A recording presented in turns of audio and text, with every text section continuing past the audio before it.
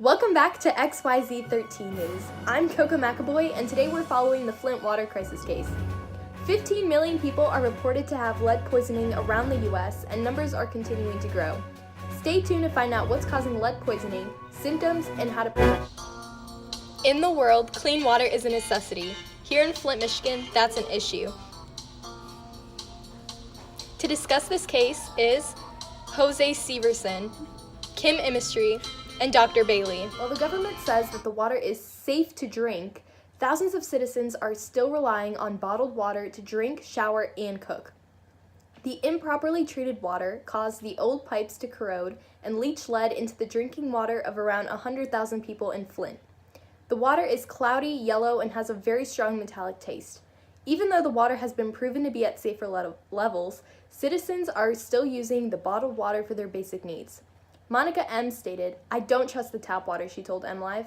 "We still have some major projects that have to happen before I do." Flint officials hope to have all lead and galvanized pipes replaced by the end of 2019. "The reason people in Flint don't trust us is because we were lied to," Kildee told MLive. "I don't think it's reasonable for anyone to expect the people of Flint to just get over that because the pipes are being fixed." I'm joined by Jose Severson, an engineer who got her master's degree from MIT, who will explain how tap water gets into homes and how the corrosion of pipes caused the lead to get into the water. Thank you, Coco. I'm here today to talk about the transportation of water to Flint homes and how the lead pipes corroded into the water. Flint has a public municipal water treatment system. This means that Flint's water is treated and transported by the city and managed by an elected official. The water is treated in a process that removes all harmful microorganisms and impurities. It is then sent through underground lead pipes and into the homes of Flint residents. The Environmental Protection Agency has put regulations into place regarding how much of any mineral or chemical is allowed to be in public water. The regulation that they set for lead is 15 parts per billion, or ppb. But when the water in Flint was sampled, the water had an average of over 300 ppb, much higher than that recommended level of 15. This brings a question: how did the lead levels get so far out of control? Flint's water used to be sourced from the Detroit River. The water would flow through the lead pipes and into the homes of Flint residents. The pipes were protected from corrosion by a thin mineral layer between the pipe and the water. The Detroit River also contained a natural abundance of phosphate, which helps prevent the corrosion of the pipes. The water in the pipes are in a perfect equilibrium and natural balance. This all changed when the government switched the water supply to the Flint River. In April of 2014, Flint switched its water source from the Detroit River to the Flint River. The water in the Flint River lacked the natural phosphate that the Detroit River had.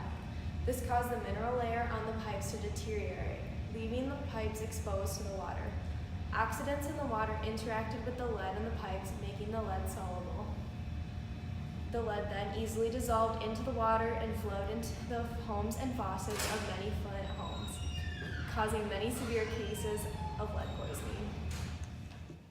Interesting observation, Jose Severson. Now we're going to hear about the science behind the lead from Kim Imistry, a world-renowned chemist who's published 5 books, her recent being Chemistry in the World. Thanks, Coco. When most people think of lead, their minds go straight to pencils. But lead is actually a very dense, malleable, soft metal that is found in almost all areas of the earth, even the air and the soil. Lead is also found in much more than just pencils. We can find lead in paint, ceramic, pipes, plumbing materials, gasoline, and batteries. Fortunately, we stopped using lead and gasoline in the 70s, but there's still that lead that burdens in urban areas, such as Flint, where the lead is absorbed into the soil and still contaminating everything. Lead is a very popular material to use in many different things because it doesn't corrode. We know that metals have a highly reactive elements due to the less number of valence electrons. Therefore, they tend to lose electrons during chemical reactions. Corrosion is also a chemical reaction in which metals react with moisture and oxygen in the air to form metallic oxides. That is the reason metals corrode quickly. But lead is a rare metal that is able to move its atoms around when it comes in contact with water, having the ability to avoid corrosion. For that reason, we use lead in pipes to try to avoid the cost of replacing pipes so often. But as we have seen, it's not exactly the best idea because it can get into our drinking water when used for pipes. When we take a closer look at the chemicals found in tap water, most people are unpleasantly surprised what they find. Tap water contains many vitamins that are essential for our health, but it can also consist of many chemicals that aren't so good. These chemicals can get in there from passageways to the drinking supply or added in to disinfect the water, bacteria, and viruses.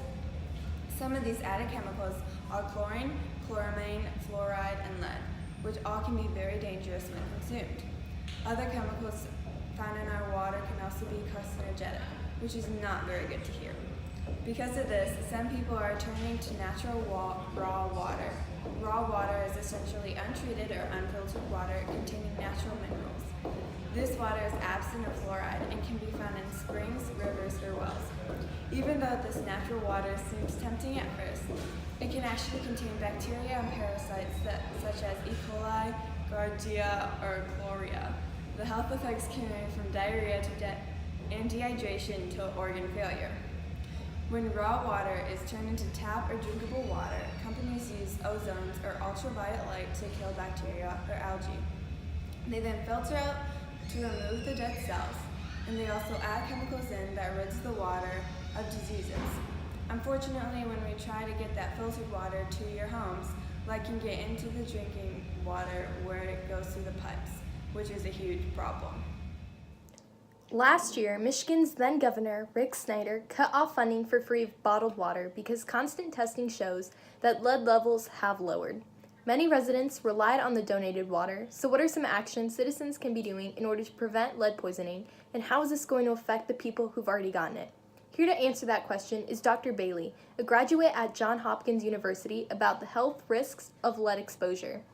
Thank you, Coco. First, I'm going to be talking about the physiological effects of lead exposure. The exposure to lead can lead to an abundance of health problems in children and adults. Children are way more susceptible to get lead poisoning due to the fact that their bodies want to absorb as much nutrients that they can. Because in some cases, children in the middle of the Flint water crisis don't have enough nutrients such as iron and calcium, their bodies absorb the lead from the tap water to make up for that. This causes problems such as increased chance of ADHD, as well as many other problems that can lead to learning deficits. If pregnant women are exposed to lead, it can lead to their baby developing growth delays such as reduced head circumference or height delays. Exposure to lead will also lead to hypertension, which is the abnormally high blood pressure. This increases the chance of pregnant women developing eclampsia, a condition in which one or more convulsions occur in pregnant women suffering from high blood pressure. This is often followed by a coma and poses a dangerous threat to both the babies and the mother's lives.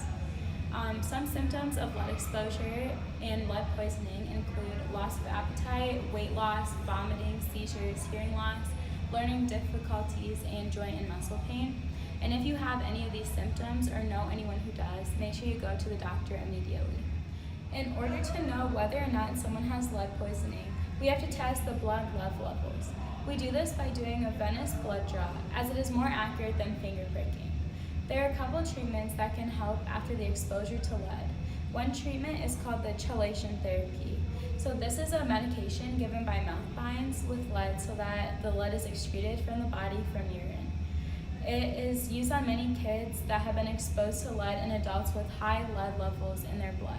A different treatment that is a variation of the chelation therapy is EDTA chelation. This is an injection that lowers the lead levels in the blood. The most important thing to do is to try and avoid the exposure to lead entirely, because it is extremely difficult for people to leave their houses, which has the water that is the source of the lead. This is not easy. Lead exposure is horrible for people's health, and we must get rid of the lead in water if we want to prevent more people from being exposed to the threat. Now back to our engineer, Jose, with possible solutions on the crisis. Other experts say that if another corrosion inhibitor was added into the Flint water to make up for the lack in phosphate, a natural corrosion inhibitor, the whole crisis could have been avoided. The government needs to focus more on maintaining healthy levels of all minerals and chemicals in the water and ensure that the water is following all regulations from the Environmental Protection Agency. Lead pipes are no longer safe to use and are no longer being installed in cities. Cities that currently have lead pipes are working to replace them with safer alternatives, including pipes that have copper and PVC in them. Governments also need to ensure that the proper amount of mineral crust always lines the pipe walls. Without this crust, the pipes are at higher risk of corroding. Thanks for watching XYZ 13 News. I'm Coco McAvoy reporting live from Flint, Michigan. Have a good one.